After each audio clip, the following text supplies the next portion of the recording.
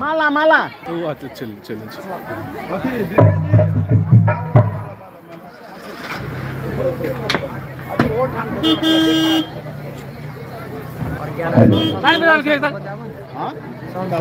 बहारों फूल बरसाओ मेरे गुरुदेव आया है, मेरे गुरुदेव आए हैं। बहारों फूल बरसाओ मेरे गुरुदेव आया है, मेरे गुरुदेव आया है, मेरे गुरुदेव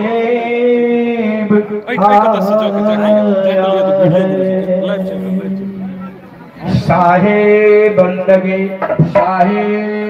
बंदगी सबके पेश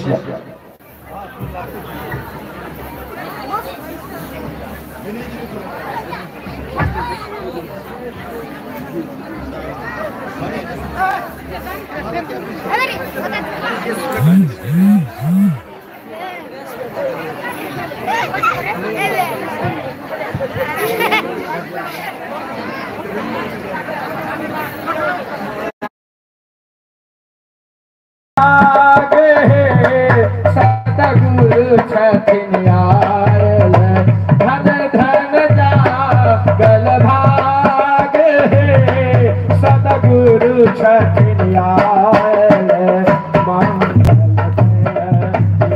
आज है, सतगुरु छथिन आयल मंगल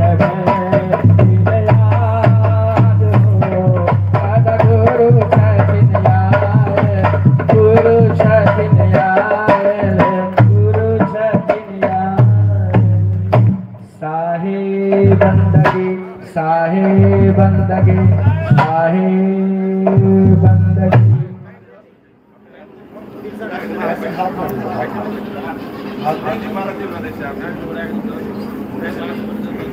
किस तरह से मैं स्वागत करूं आपका, किस तरह से स्वागत करूं आपका। साहिब बंदगी साहिब बंदगी साहिब बंदगी साहिब बंदगी, किस तरह से मैं स्वागत करूं आपका, किस तरह से मैं स्वागत करूं आपका। स्वागतम साहिब बंदगी हो, साहिब बंदगी साहिब बंदगी हो, साहिब बंदगी साहिब बंदगी। बैठिए ना साहब।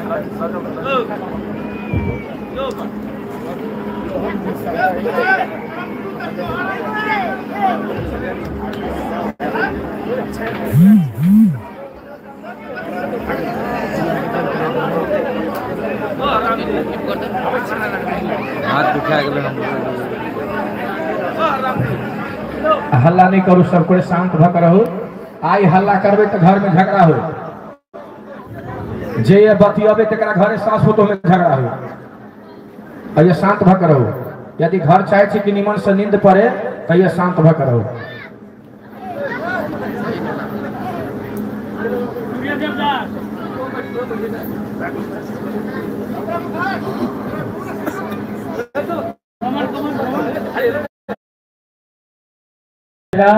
और एक बात, जब तक हम ये बात शांत तरीका से नहीं सुनेंगे तब तक हम बोलबो नहीं करो। हम सुनिए ले लिए तो हमार ये अभियान सुन लियो और समय समय में परिचय है बस। अदब की सभी संतों की सभी भक्तों की जय, आज के आनंद की जय, सकल हमको बंदगी साहिब। तो कबीर साहब कहते हैं कि धर्मदास मेरी लाख दुहाई और ये मूल ज्ञान बाहर ना जाई। साहिब समझा रहे हैं कि धर्मदास ये जो मूल ज्ञान है इसको अभी मत खोल देना, इसको खोलने का एक समय आएगा, वो निश्चित समय जब आएगा तब इस ज्ञान को पूरे विश्व में खोल दिया जाएगा। अभी इस ज्ञान को मत खोलना। तो क्या बताना? पवित्र ज्ञान तुम जग में भाखो, मूल ज्ञान गुप्त कर राखो। पवित्र ज्ञान इस संसार में खूब भागना, लेकिन मूल ज्ञान को छुपा के रख लेना। अब क्या है मूल ज्ञान और क्या है पवित्र ज्ञान, इसको अच्छी तरह समझ लो।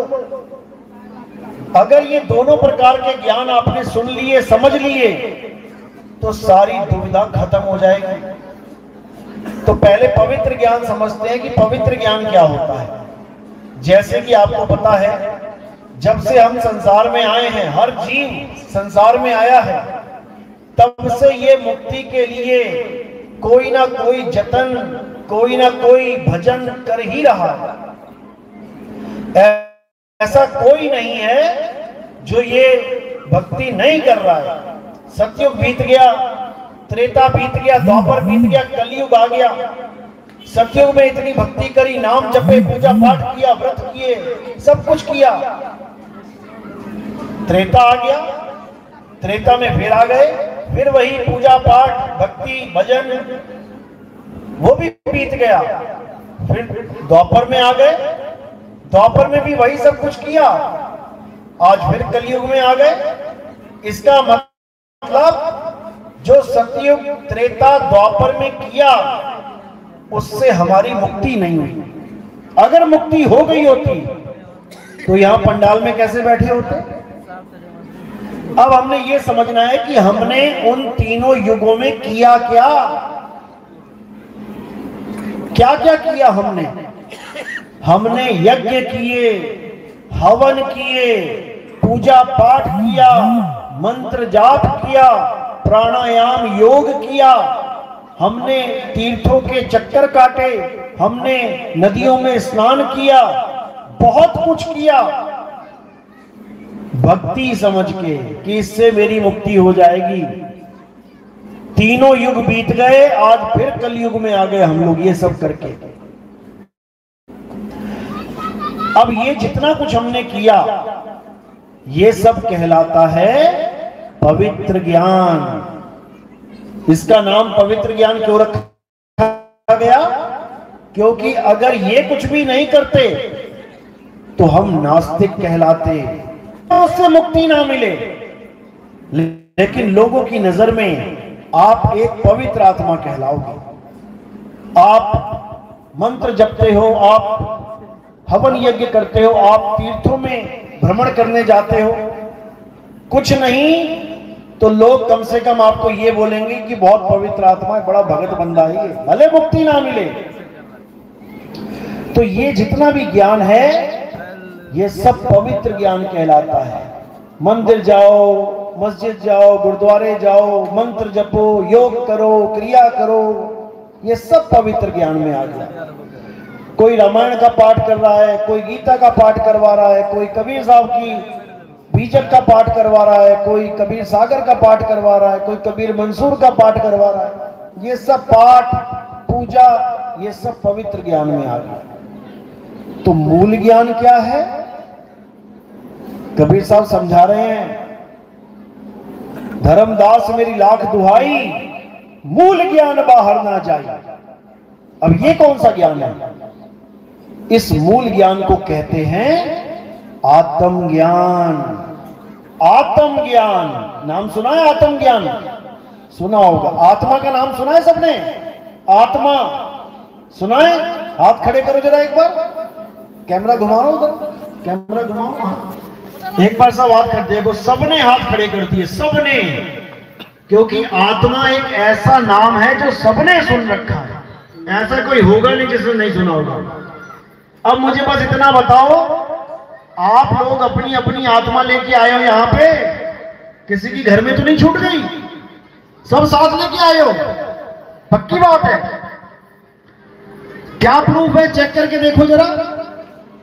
मोबाइल लाए हो, कोई पूछेगा चेक करके देखो तो जेब में हाथ लगाओगे हाँ है। घड़ी लाए हो तो हाथ में देखोगे हाँ है। चश्मा लाए हो तो आंख पे देखोगे हाँ है।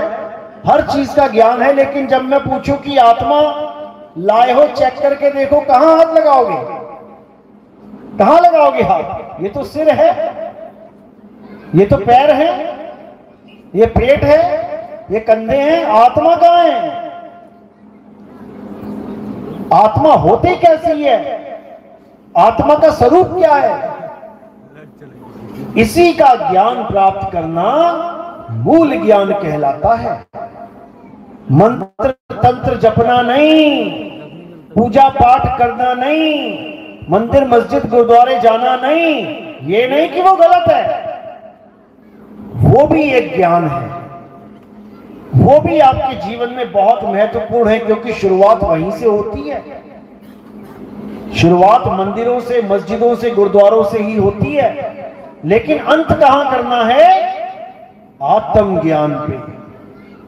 अगर सारी उम्र मंदिर में ही रहे, बूढ़े हो गए, मरने वाली हालत हो गई, इसका मतलब जन्म सफल नहीं हुआ। क्यों? क्योंकि जिसको पाना था वो पाया ही नहीं। किसको पाना था? कबीर साहब कहते हैं, जल में मीन प्यासी, मोह देखत आवे हासी, आत्म ज्ञान बिना नर भटके, कभी काबा कभी काशी। आत्म ज्ञान बिना नर भटके। अगर आज ये तुम्हारा जन्म सफल हो जाएगा, भरपूर हो जाएगा। लेकिन गुरु लोग दे क्या रहे हैं? कोई मंत्र ज्ञान दे रहा है। किसी गुरु के पास जाते हैं, गुरु जी मुझे मुक्ति चाहिए, ले बेटा मंत्र जप। मंत्र दे रखे जपने के लिए।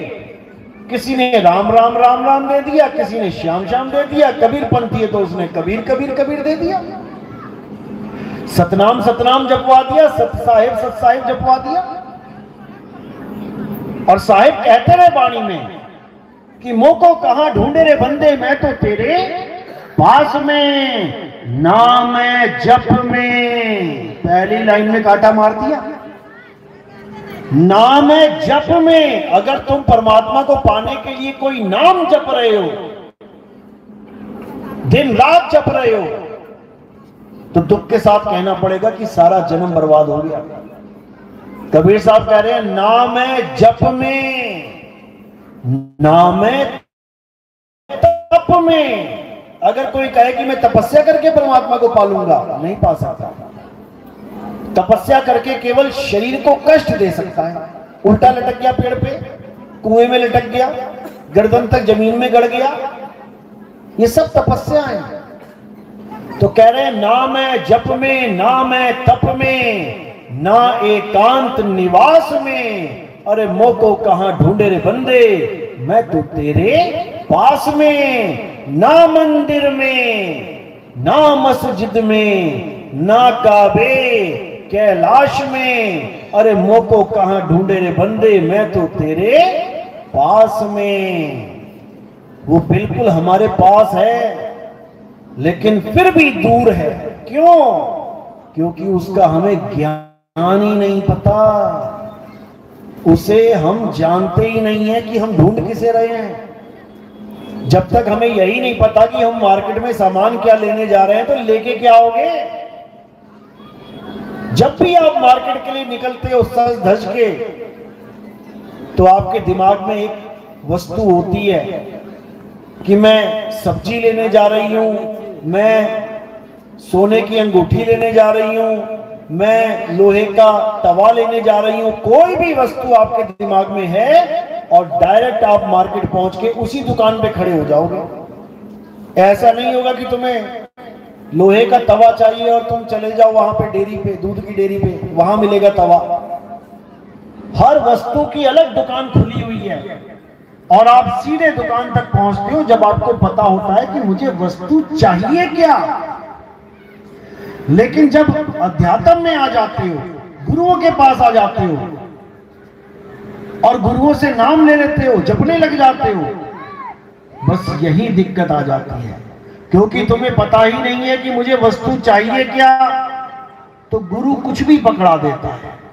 मंत्र दे दिया, जंतर दे दिया, तीर्थ में जाके नहाने को कह दिया, कोई किताबें ग्रंथ पढ़ने को दे दिया, उसी को लोग समझ रहे हैं गुरु दीक्षा मिल गई। किसी ने कागज दे दिया, किताब पूरी, उस पे लिखते रहो कबीर कबीर कबीर, कोई लिखता है राम राम राम, लिख लिख के भर दी। अरे ये किताबें भरने आए थे क्या? वस्तु क्या है, क्या प्राप्त करना चाहते हो, उसका स्वरूप प्राप्त पता होना चाहिए। साहिब कह रहे वस्तु कहीं ढूंढे कहीं और कैसे लागे हाथ, और गुप्त वस्तु तब मिले भेदी लीजे साथ, भेदी लीना साथ में। अरे दीनी वस्तु लखाए कोटि जन्म का पंथ था, पल में पहुंचा जा, करोड़ों जन्म का पंथ था बिना गुरु के, और जब गुरु धारण कर लिया पल में पहुंचा जाए। वो पल में ही तुम्हें बता देगा कि तुम्हें चाहिए क्या वस्तु। वस्तु के नाम नहीं जपने हैं। अंगूठी लेने जा रहे हो मार्केट में, तो अंगूठी वाला अगर तुम्हें नाम दे दे कि बेटा जपो घर जाके अंगूठी, अंगूठी ले लोगे क्या वो नाम? पैसा दिया है, वस्तु चाहिए। मीराबाई समझा रही है वस्तु अमोलक दी मेरे सतगुरु, अरे कृपा कर अपनायो, पायो मैं नाम रतन धन पायो। मेरे गुरु ने मुझे वस्तु दी, वो कौन सी वस्तु? अमोलक, जिसका कोई मोल ही नहीं है। अब ऐसी कौन सी चीज है जिसका कोई मोल ही नहीं है? हर चीज का मोल है यहां पर। इस तीन लोक में हर चीज का मोल है।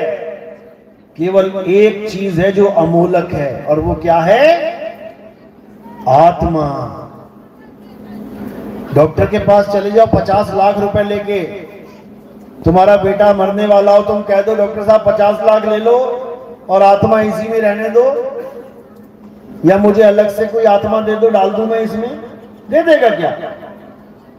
आत्मा अमोलक है। सारी त्रिलोकी का पूरा धन, पूरी त्रिलोकी भी अगर तुम बेच के आत्मा खरीदना चाहो तो नहीं मिलेगी। वो है अमोलक वस्तु।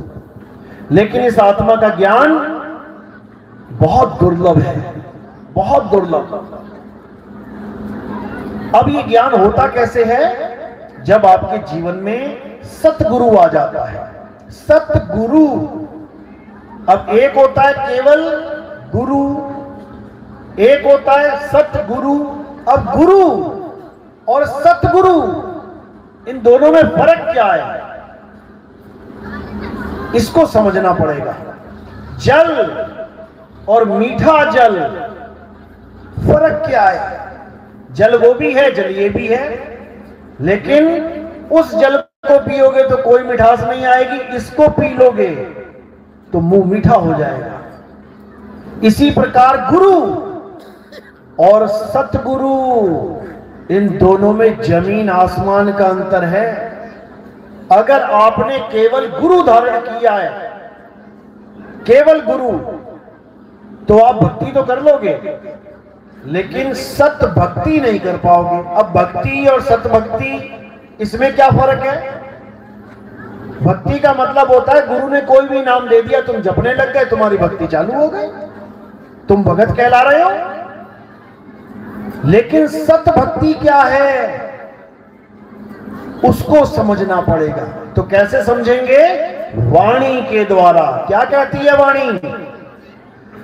सोई गुरु पूरा कहावे, जो दो अक्षर का भेद बतावे, एक छुड़ावे एक लखावे, तब प्राणी निज घर को जावे। वाणी कहती है सोई गुरु पूरा कहावे, यानी पूरा गुरु मतलब सतगुरु। सोई गुरु पूरा कहावे, जो दो अक्षर का भेद बतावे। कौन से दो अक्षर? क्या है ये दो अक्षर? एक छुड़ावे, इन दोनों अक्षरों में से एक अक्षर छुड़वा दे। एक लखावे, एक अक्षर का ज्ञान करवा देवे, इसको समझना है। अब क्या है वो दो अक्षर?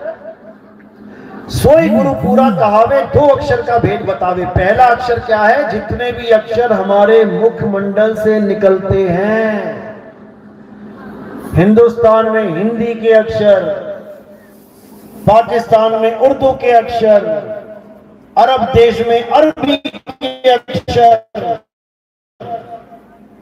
अंग्रेजों के यहां अंग्रेजी के अक्षर, जापानियों के यहां के अक्षर, चीन में चीनी भाषा के अक्षर, तमिल में तमिल भाषा के अक्षर, केरल में मलयालम भाषा के अक्षर, ये सारे अक्षर जितने भी संसार में बोले जाते हैं, ये एक प्रकार के अक्षर हो गए, जिसको हम कहते हैं 52 अक्षर, बोले लिखे पढ़े जाने वाले अक्षर। हर भाषा को आप बोल सकते हो, लिख सकते हो, पढ़ सकते हो। ये हो गया एक प्रकार का अक्षर। अब दूसरा अक्षर को क्या है? दूसरा अक्षर है अविनाशी आत्मा। अक्षर का मतलब संस्कृत भाषा में होता है अविनाशी। अक्षर, शर यानी जिसका नाश हो जाए, आगे आ लगा दिया, अक्षर यानी जिसका कभी नाश ना हो। क्या है वो? जिसका कभी नाश नहीं होता। आत्मा है जिसका कभी नाश नहीं होता। आपने सुना भी होगा, गीता में भी बताया गया, हे अर्जुन, ये आत्मा अजन्मा है, नित्य है, शाश्वत है। इस आत्मा को ना तो कोई शस्त्र काट सकता है, ना अग्नि जला सकती है, ना वायु सुखा सकती है, ना जल भिगो सकता है। इस आत्मा को कोई कुछ नहीं कर सकता। ये अविनाशी है। अब इन्हीं दो प्रकार के अक्षरों को अलग अलग कर देना है। जड़ अक्षरों को, यानी किराए के कमरों में तो रहते ही हो, अगर अपना मकान बनाए बिना किराए का कमरा छोड़ दिया तो सड़कों पे घूमना पड़ेगा। इसलिए ये जो किराए का कमरा दे रखा है, इसके खत्म होने से पहले पहले अपना स्थायी पता ढूंढ लो कि कहां जाओगे। तो कबीर साहब कह रहे हैं, मन की तरंग मार लो, बस हो गया भजन। क्या नाम जप रहे हो? कौन सा पूजा पाठ करने में लगे हो? मन की तरंग मार लो, बस हो गया भजन। आदत बुरी सुधार लो, बस हो गया भजन। आए हो तुम कहां से, जाना तुम्हें कहां है, इतना बस विचार लो, हो गया भजन। बस तुम ये जान लो कि तुम इस काया में, इस शरीर में आ कहां से गए, और जब ये काया छोड़ के जाओगे तो जाना कहां है। बस इतना विचार लो। और ये कौन बताएगा? गुरु बताता है। जब शरीर छोड़ना पड़ेगा तो इस मकान में से निकलने के 9 दरवाजे हैं। ये मकान है तुम्हारा, ये तुम नहीं हो, ये तुम्हारा घर है। इस घर में से निकलने के 9 दरवाजे हैं। कौन कौन से हैं? 2 कान के छेद, 2 आंख के छेद, 2 नाक के छेद, 1 मुंह का छेद। कितने हो गए? 2, 2, 4, 2, 6, 7। और 1 मल त्याग और मूत्र त्याग का जो द्वार है, 2 ये हो गए। तो 7 और 2 9 दरवाजों में से सबको निकलना पड़ेगा। चाहे हिंदू है, चाहे मुस्लिम है, चाहे सिख है, चाहे ईसाई है। इन 9 दरवाजों में से जाना ही पड़ेगा। अब एक 10वां दरवाजा भी है। अगर तुम 10वें दरवाजे से भी निकल गए तब भी तुम्हारी मुक्ति नहीं होनी है।